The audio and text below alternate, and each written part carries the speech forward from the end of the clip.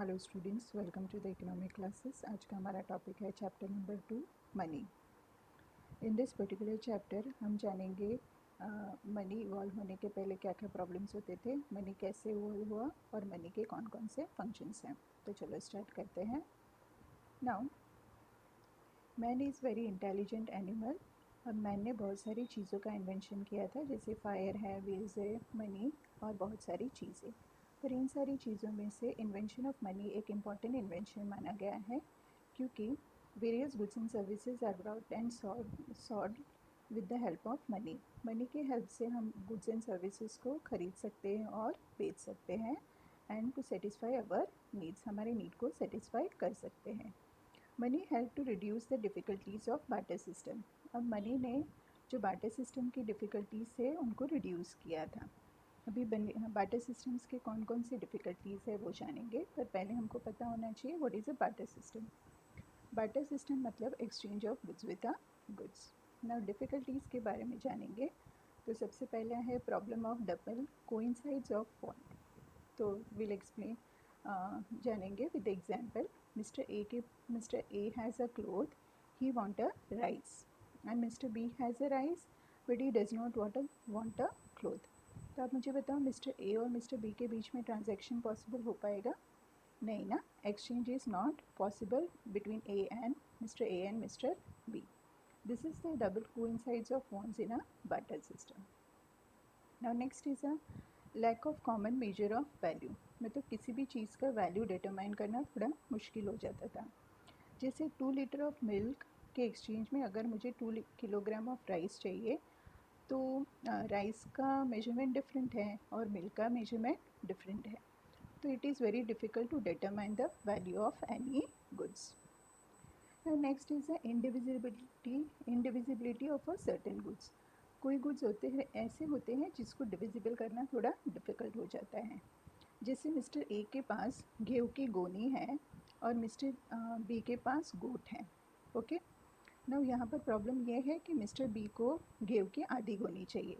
तो mister A तो गेहूँ की आधी गोनी कर सकता है, पर मिस्टर बी गोट को आधा नहीं कर सकता। तो ये डिफ़िकल्ट होता था divisible of any goods. Now next is the difficulties in storage of goods. Okay, अब यहाँ पर मैं पेरिशेबल आइटम्स सोल्ड कर रही हूँ, जैसे मिल्क है, फ़िश है, वेजिटेबल्स एक्सेट्रा। ओके, अगर यहाँ पर मुझे कोई बड़ी चीज़ ख़रीदनी है, जैसे कबर्ड ख़रीदना है, तो मैं ये सारी चीज़ों को सोल्ड करके कबर्ड ख़रीद सकती हूँ। पर प्रॉब्लम ये है कि सामने वाले पर्सन को मुझे हर एक चीज़ बल्क में बहुत सारी चीज़ें देनी पड़ेगी, पर उसके पास तो स्टोरेज फैसिलिटी थी ही नहीं, because previous period of time refrigerator तो था ही नहीं, है ना। तो it is very difficult to store the perishable goods. Now next is a problem of making deferred payment. Deferred payment मतलब फ्यूचर पेमेंट। ओके, अगर मैं लोन ले रही हूँ तो उसका रीपेमेंट तो मैं फ्यूचर में ही करूँगी, है ना। पर प्रॉब्लम ये है कि मेरे पास तो पेरिशेबल गुड्स है ना। पर perishable goods, it is very difficult to store a perishable goods in a future. तो डिफ़र्ड पेमेंट में थोड़े बहुत प्रॉब्लम्स आते थे। अब ये सारे प्रॉब्लम्स को सॉर्ट आउट किसने किया? मनी ने। नाउ, अब मनी के डेफिनेशंस के बारे में जानेंगे। तो as per professor Crowther, money is anything that is generally acceptable as a means of exchange and at the same time act as a measure and a store of a value. मतलब money एक ऐसी चीज़ थी जिसको हर एक ने accept किया as a means of exchange, plus हर एक चीज़ का वैल्यू डिटरमाइन किसने किया? मनी ने। और मनी को फ्यूचर में हम स्टोर भी कर सकते हैं as a saving. As per professor Walker, money is what money does. Money का काम सिर्फ मनी ही कर सकता है। नाउ नेक्स्ट जानेंगे इवोल्यूशन ऑफ मनी और टाइप्स ऑफ मनी।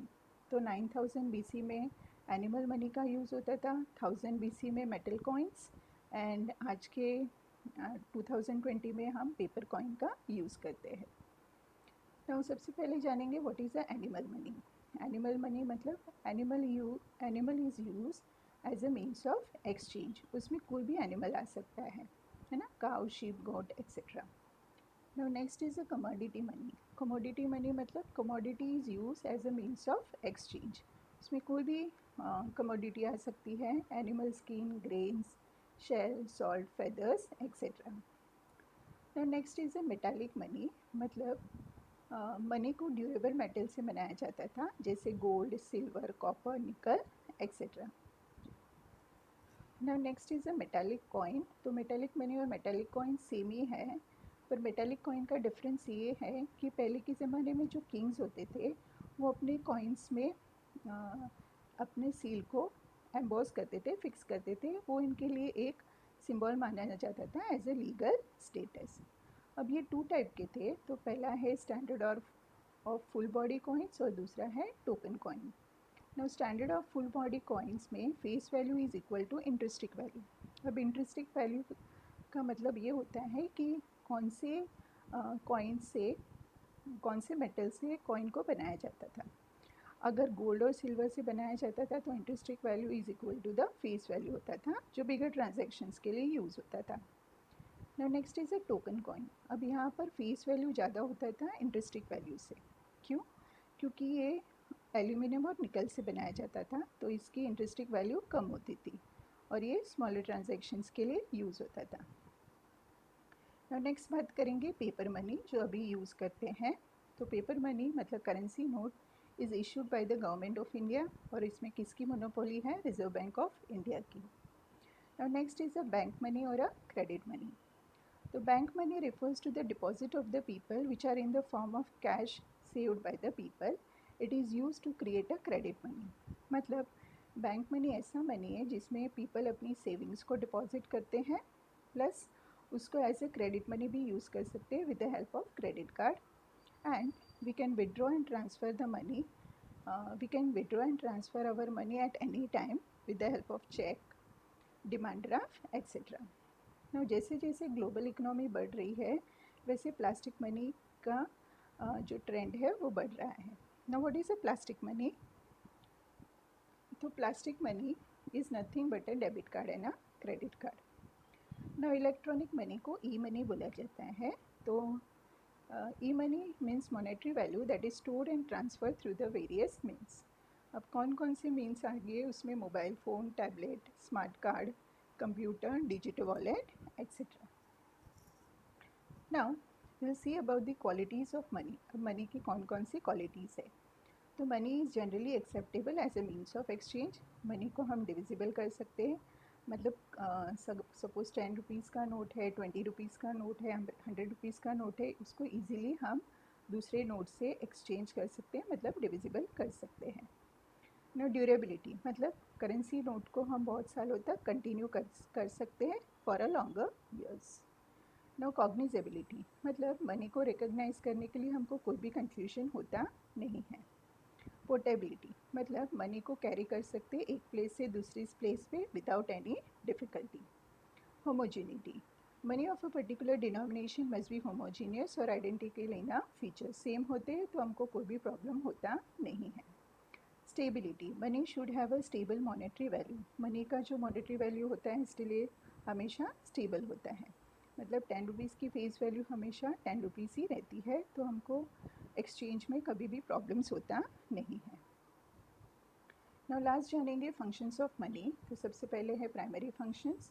उसमें है medium of exchange means of exchange. तो any commodity can be purchase and sold with the help of money. तो किसी भी कमोडिटी को सोल्ड और परचेज कर सकते हैं with the help of the money. ना मेजर ऑफ वैल्यू और यूनिट ऑफ अकाउंट मतलब किसी भी चीज़ का वैल्यू डिटरमाइन किसने किया? मनी ने किया. कैसे करते हैं? With the help of price. Okay. Now different currencies express the value of a commodity in a different countries. मतलब डिफरेंट डिफरेंट कंट्रीज़ में डिफरेंट डिफरेंट करेंसीज यूज़ करते हैं और कमोडिटी का वैल्यू आइडेंटिफाई करते हैं. जैसे इंडिया में रुपी का यूज़ करते हैं, यूएसए में डॉलर, यूके में पाउंड. नाउ नेक्स्ट जानेंगे सेकेंडरी फंक्शन. तो इसमें सबसे पहले है स्टैंडर्ड और डिफर पेमेंट. डिफर्ड पेमेंट मतलब payment to be made in a future date is called a defer payment. जैसे लोन का पेमेंट करते हैं.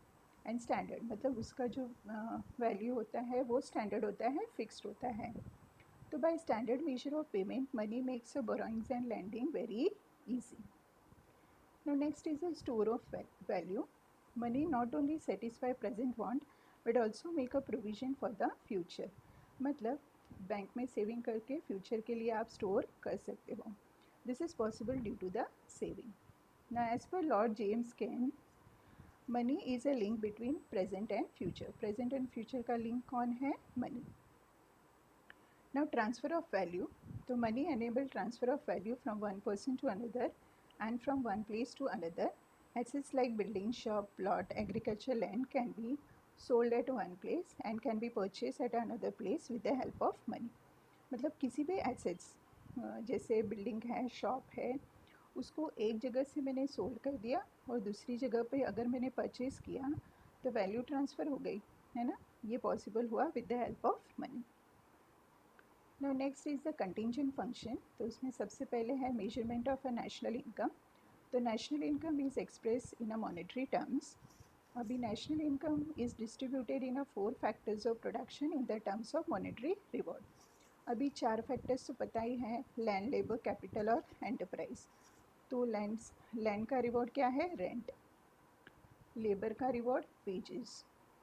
कैपिटल का रिवॉर्ड इंटरेस्ट एंड एंटरप्रेन्योर का रिवॉर्ड प्रॉफिट्स. अब ये चारों को कंबाइन करोगे तो क्या मेजरमेंट होएगा, क्या मेजरमेंट हो पाएगा? National income.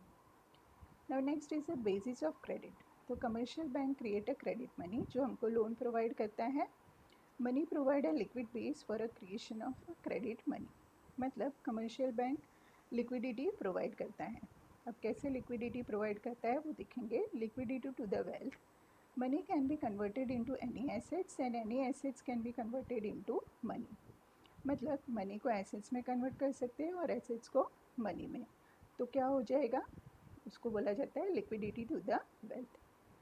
A person can purchase and sell government bonds and security at any time.